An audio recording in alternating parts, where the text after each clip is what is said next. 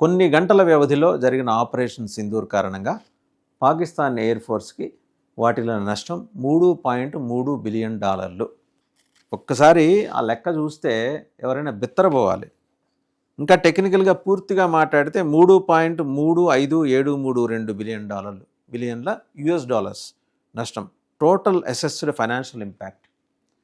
ఇక్కడ ఏంటి, అదంతా క్రెడిబుల్ ఇన్ఫర్మేషన్, పూర్తిగా పాకిస్తాన్ లోపల నుంచి వచ్చిన సమాచారమే.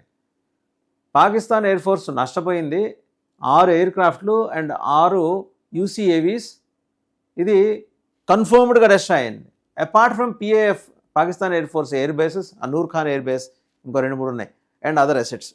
అవి కాక నష్టపోయింది ఏంటంటే 6 ఎయిర్ క్రాఫ్ట్లు, 6 UCAVలు. వీటి మొత్తం నష్టం విలువ ఏంటంటే $3.35732 బిలియన్. ఇదండి estimated damage inflicted by Indian air force strikes in just few hours. కేవలం కొన్ని గంటల వ్యవధిలో. సరే, ఒక్కొక్క దాని గురించి మనం మాట్లాడుకుందాం. ఎగ్జిక్యూటివ్ సమ్మరీలోకి వచ్చేప్పటికీ ఎగ్జిక్యూటివ్ సమ్మరీ ఇంటర్నల్ రిపోర్ట్, ఇది పాకిస్తాన్ ఆర్మీ ఇంటర్నల్ రిపోర్ట్ ఇప్పుడు మనం మాట్లాడుకుంటున్నది.